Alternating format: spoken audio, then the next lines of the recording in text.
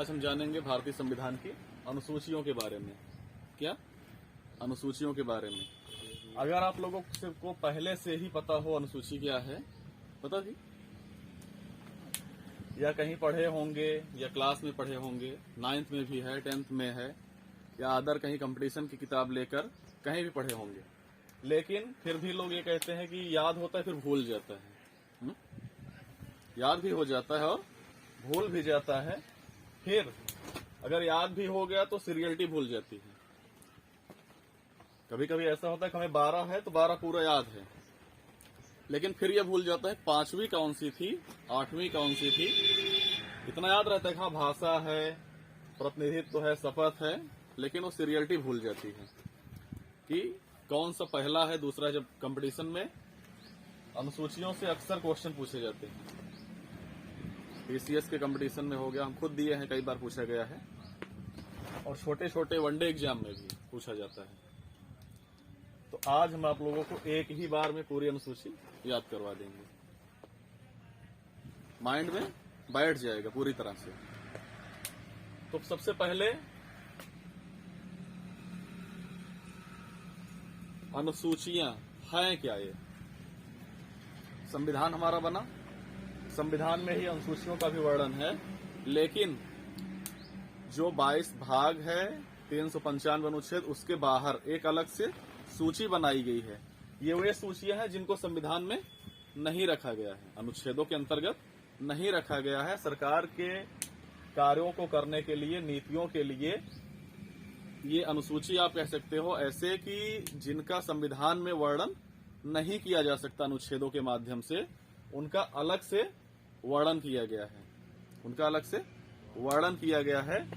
वे अनुसूची है जिससे सरकार इस हिसाब से कार्य कर सके या कार्यक्रमों का निर्धारण कर सके। देखिए, जब भारतीय संविधान बना उस समय मूल संविधान में केवल और केवल 8 अनुसूचियों का ही वर्णन था। कितने? 8 अनुसूचियों का वर्णन था, यानी यहां तक। 9वीं अनुसूची भारतीय संविधान में बाद में जोड़ी गई, 10वीं बाद में जोड़ी गई, 11वीं बाद में जोड़ी गई, 12वीं बाद में जोड़ी गई। इस प्रकार वर्तमान में भारतीय संविधान में 12 अनुसूचियों का वर्णन है या 12 अनुसूची रखी गई है। पहले से शुरू करते हैं। देखिए, याद करने के लिए जब आप कोई भी चीज याद करते हो, आधार बहुत जरूरी है। आधार से जल्दी याद होता है। तो अगर हम अनुसूचियों की बात कर रहे हैं तो सबसे पहले कहाँ की बात कर रहे हैं? भारत की, यानी देश की। तो जो पहली अनुसूची है उसमें सबसे पहले यही कहा गया है, राज्य व संघ राज्य क्षेत्र, यानी भारत में जितने भी राज्य होंगे, जितने भी संघ राज्य होंगे। जैसे जिस समय संविधान बना कितने राज्य थे? 28 राज्य और 7 केंद्र शासित प्रदेश। लेकिन वर्तमान में 29 राज्य, 28 राज्य है। एक केंद्र शासित प्रदेश बन गया और 8 केंद्र शासित प्रदेश हो गया है ना। इस समय कितने हैं? जम्मू कश्मीर और लद्दाख अलग अलग बनाया गया ना। तो पहला मतलब देश का वर्णन है। पहली अनुसूची में क्या है? पहली अनुसूची में क्या है? हमारे देश यानी राज्य और केंद्र शासित प्रदेशों का वर्णन है। फिर उसके बाद दूसरी अनुसूची देखिए, संवैधानिक पदाधिकारी। संवैधानिक पदाधिकारी का मतलब आप लोग समझते हैं? जो संविधान के द्वारा, जैसे राष्ट्रपति, हाँ, और कौन है? जैसे लोकसभा के अध्यक्ष और उपाध्यक्ष हुए। यानी जो संवैधानिक पदाधिकारी हैं, पदाधिकारी मतलब जो अधिकारी हैं। राष्ट्रपति एक अधिकारी है, राष्ट्रपति को लोग सुनते हैं ना। लोकसभा और राज्यसभा के अध्यक्ष और उपाध्यक्ष का चुनाव करते हैं आपस में ही, पता है कि नहीं? विधानसभा और विधान परिषद जो होता है, जो यहां से हम लोग सुनकर भेजते हैं, उनका जो अध्यक्ष होता है उनका, और भारत के नियंत्रक एवं महालेखा परीक्षक। ये जरूर याद रखना, ये कंपटीशन में पूछता है कि भारतीय संविधान के किस अनुसूची में नियंत्रक एवं भारत के नियंत्रक एवं महालेखा परीक्षक के वेतन भत्तों का उल्लेख किया गया है। तो हम क्या कहेंगे, अनुसूची 2 यानी दूसरी अनुसूची में। लेकिन इतना याद रखना, संवैधानिक पदाधिकारियों के, ना कि अधिकारियों के। पदाधिकारी और अधिकारी में अंतर होता है। जो परीक्षा पास करके गवर्नमेंट सर्विस लेते हैं वो अधिकारी हैं, और पदाधिकारी जो बिना किसी एग्जाम को दिए हुए उस पद को पाते हैं, जिनका चुनाव होता है। नेता मंत्री को एग्जाम देके थोड़ी आते हैं, इनको हम लोग चुनते हैं। फिर तीसरी अनुसूची। तीसरी अनुसूची में क्या है, जो भी पदाधिकारी हैं, जैसे सर्वोच्च न्यायालय के न्यायाधीश और उच्च न्यायालय के मुख्य न्यायाधीश, ये सब क्या होते हैं, सरकार द्वारा निर्वाचित किए जाते हैं। इनको संसद हटा सकती है महाभियोग या पद के दुरुपयोग का आधार दिखाकर। राष्ट्रपति को हटाने के लिए महाभियोग लगाया जाता है, लेकिन न्यायालय के न्यायाधीश को हटाने के लिए कि आप इस पद के योग्य नहीं हो, यानी आपने अपने पद का दुरुपयोग किया है, कदाचार के आधार पर हटाएंगे। तो सब क्या होंगे, उनके सबकी शपथ किसमें है, तीसरी अनुसूची में। तो देश हो गया, वेतन हो गया मुख्य पदाधिकारियों के, उनके शपथ हो गया। चौथी अनुसूची आती है राज्यसभा में प्रतिनिधित्व। प्रतिनिधित्व का मतलब हिस्सा। इस चौथी अनुसूची में क्या बताया गया है कि हमारे भारत में कौन से राज्य, कौन से केंद्र शासित प्रदेश में राज्यसभा में किस राज्य को कितना स्थान मिलेगा, यानी किस राज्य से कितने लोग चुनकर जाएंगे। सीटें होती है ना, जैसे उत्तर प्रदेश में लोकसभा की कितनी सीटें हैं, 80। ऐसे राज्यसभा की भी सीटें हैं हर प्रदेश में अलग अलग। तो चौथी अनुसूची में उसका वर्णन किया गया है। अब आते हैं हम पांचवी अनुसूची में। पांचवी अनुसूची क्या कहती है, अनुसूचित जातियों और अनुसूचित क्षेत्रों, यानी भारत में पाई जाने वाली सभी अनुसूचित जाति और अनुसूचित क्षेत्र मतलब जहां ज्यादा अनुसूचित लोग रहेंगे वो क्षेत्र हो गया। तो उनके बारे में उपबंध, यानी उनके आगे बढ़ने के लिए या उनके पिछड़ेपन को दूर करने के लिए कुछ उपबंध किए जाएंगे, जिनका वर्णन कहाँ है, अनुसूची में। फिर छठवीं अनुसूची, इसमें दिया है असम, मेघालय, त्रिपुरा, मिजोरम के जनजाति, यानी 4 राज्य।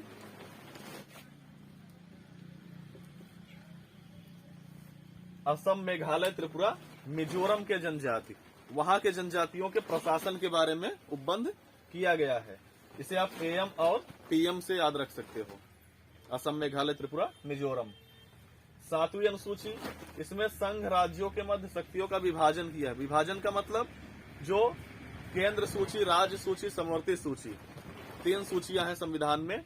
यानी 7वीं अनुसूची में बताया गया है कि कौन सी सूची पर या कौन से विषय पर केंद्र कानून बनाएगी, कौन से विषय पर राज्य कानून का निर्माण करेगी और किस पर दोनों कानून का निर्माण करेंगे, उसका वर्णन 7वीं अनुसूची में है।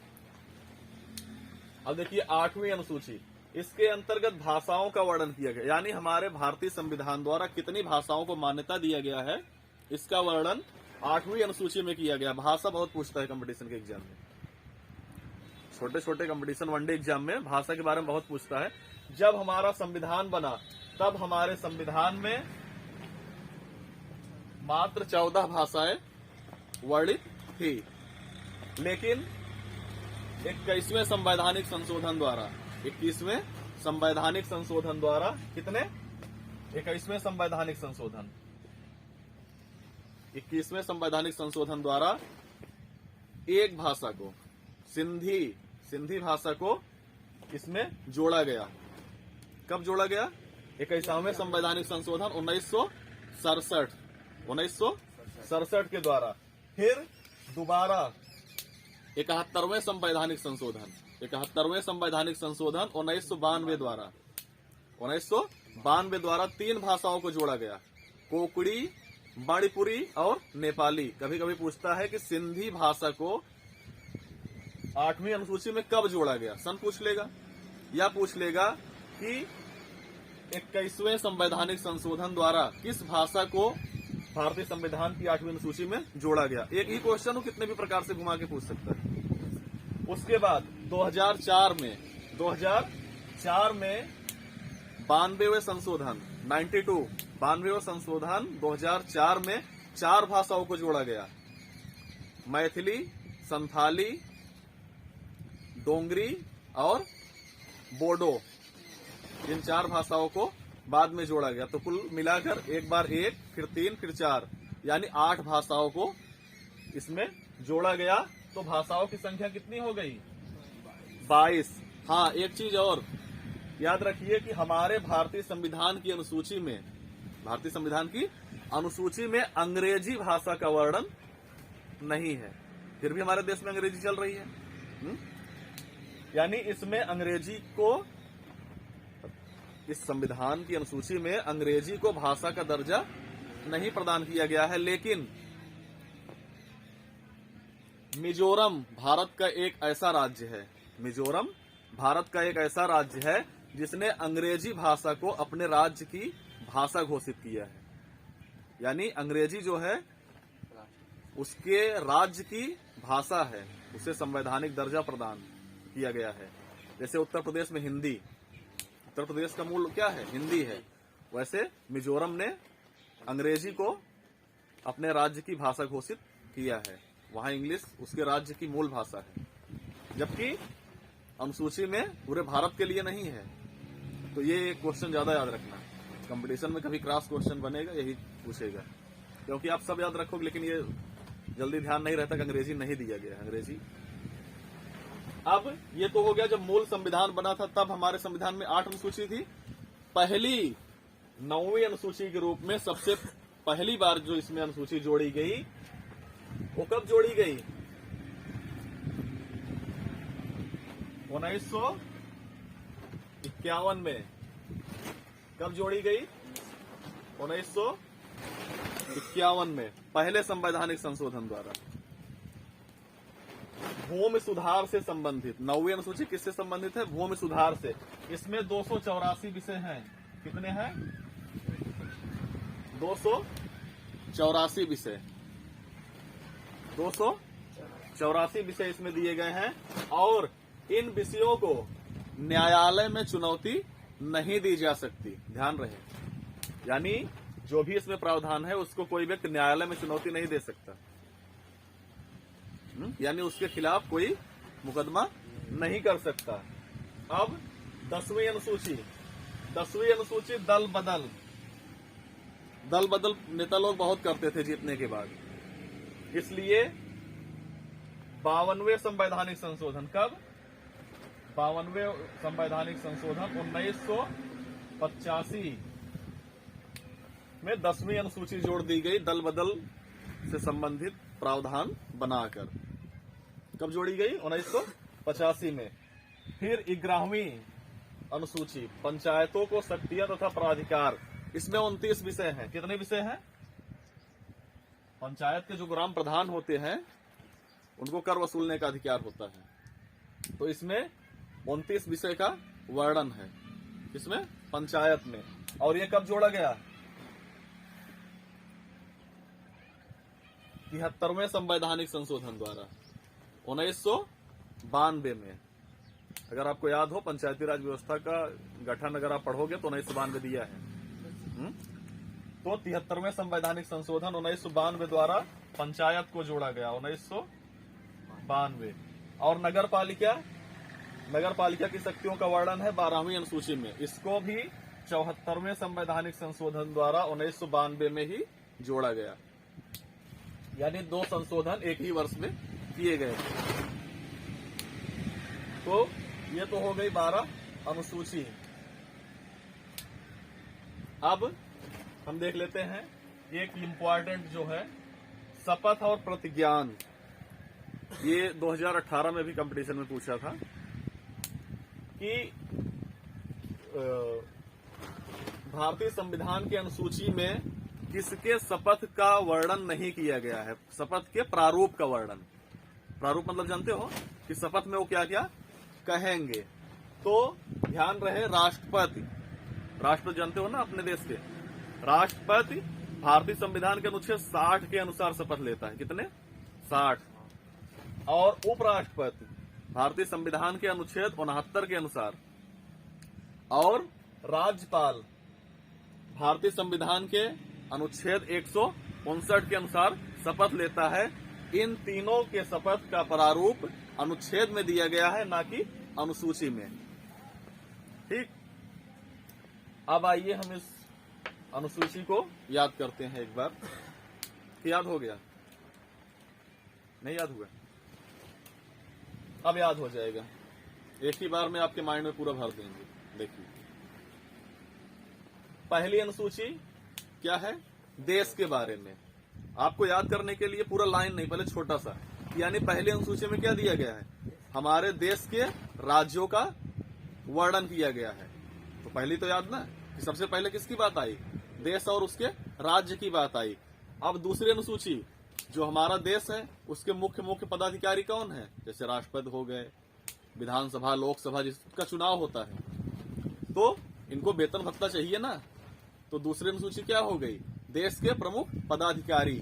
देश के प्रमुख पदाधिकारी। इससे आपकी सीरियलिटी नहीं गड़बड़ होगी, क्योंकि अगर पूछ लिया कि 7वीं अनुसूची में किसका वर्णन है, जब आपको सीरियल से सभी याद रहेगा तभी तो कर पाओगे। तो पहला देश हो गया, दूसरे में देश के प्रमुख पदाधिकारी, फिर तीसरे में प्रमुख पदाधिकारी जो है उनका क्या है? शपथ भी तो लेंगे।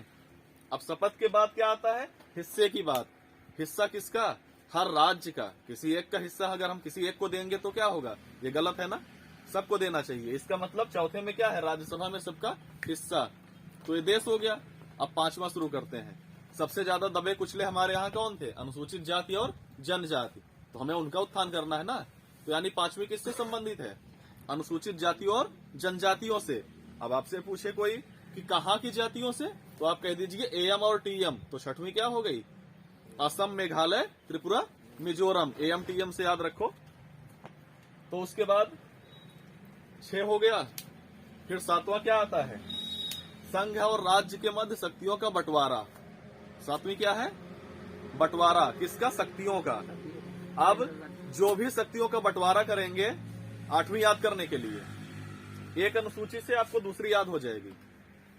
8वीं अनुसूची क्या हो जाएगी? तब हम जब बंटवारा करेंगे शक्तियों का तो क्या करेंगे? किसी भाषा में करेंगे ना। यानी अगली अनुसूची क्या है? भाषा। अब जो भी भाषा होगी उसको बोलने वाले लोग निवास कहाँ करेंगे? भूमि पर। तो 9वीं क्या हो गई? भूमि। अब 9वीं भूमि हो गई। तो जो भी भूमि पर हैं वो लोग कभी इधर तो कभी इधर, यानी इस दल से उस दल में आते जाते रहते हैं। तो 10वीं क्या हो गई? दल बदल। अब जो लोग दल में हैं वो कभी गांव का विकास करेंगे, जाहिर सी बात है करेंगे, क्योंकि वोट उनको गांव से मिलना है। तो गांव में क्या होती है? पंचायत। तो 11वीं क्या हो गई? पंचायत। अब पंचायत के बाद धीरे धीरे विकास होता है तो क्या होता है? नगर पालिका। तो 12वीं क्या हो गई? नगर पालिका। तो एक बार जल्दी से शार्ट में देखते हैं। देखिए, सबसे पहला क्या है? हमारे देश की बात है, देश के जितने भी राज्य हैं। अब देश में क्या होगा? मुख्य पदाधिकारी होंगे, उनको वेतन चाहिए भाई, फ्री में कोई काम नहीं करेगा। तो दूसरा क्या हो गया? मुख्य पदाधिकारियों के वेतन। जो वेतन पाएंगे ऐसे लेके भाग जाएंगे नहीं, उनको शपथ लेना पड़ेगा कि हम सही से काम करेंगे। तो तीसरा हो गया शपथ। फिर शपथ के बाद हर राज्यों का राज्यसभा में हिस्सा चाहिए। तो हिस्सा के बाद अब हिस्सा तो मिल गया, ठीक है, लेकिन जो हमारे दबे कुचले कौन? अनुसूचित जाति जनजाति, SC ST, अब उनका उत्थान करना है। तो 5वीं अनुसूची में क्या है? अनुसूचित जातियों के बारे में प्रावधान है। अब अनुसूचित जातियों के बारे में प्रावधान तो है, लेकिन कहाँ की अनुसूचित जाति जनजाति? याद करने के लिए आधार। तो हम क्या कहेंगे? AM TM, Assam, Meghalaya, Tripura, Mizoram. अब इनका जब वर्णन हो गया 6वीं में, तो उसके बाद क्या होगा? शक्ति बटेगी। शक्तियां किस में बटेंगी? केंद्र और राज्यों में बटेंगी, क्योंकि केंद्र और राज्य ही तो सरकार चलाती है। तो 7वीं हो गई केंद्र और राज्यों के मध्य शक्तियों का बंटवारा। फिर बंटवारा करने के बाद शक्तियों का जो बंटवारा हुआ वो किसी भाषा में हुआ होगा ना, चाहे हिंदी हो चाहे इंग्लिश। तो इसका मतलब 8वीं अनुसूची क्या हो गई? 8वीं अनुसूची क्या हो गई? भाषा। अब जो भाषा बोलेगा वो जमीन पे रहेगा। तो 9वीं अनुसूची क्या हो गई? भूमि सुधार। अब जो भूमि पर रहेगा वो क्या करेगा? कभी इस दल में कभी उस दल में। तो 10वीं दल बदल हो गया। अब जो भी दल में है वो कभी गांवों में विकास करेंगे, कभी नगरों में। तो 11वीं हो गई ग्राम यानी पंचायत, और 12वीं हो गई नगर पालिका। ठीक, तो इस प्रकार ये आपको याद हुआ। समझ में आया ना? एक बार रिपीट कर लोगे पूरा याद हो जाएगा। आधार से एक से आप पूछो, वो दूसरे का आंसर खुद ही देता रहेगा। ठीक है? और हाँ, जैसे कुछ लोग कहते हैं कि सुबह वाली रात में पढ़ने से ज्यादा याद होता है ना। अगर ऐसा ही पूर्ण रूप से सत्य है तो सभी विद्यालय, कॉलेज, कोचिंग संस्थानें सब कब चलती हैं? दिन में चलती है। इसका मतलब ऐसा कुछ नहीं है। जब भी आपका माइंड पढ़ने में लगे तब याद होगा।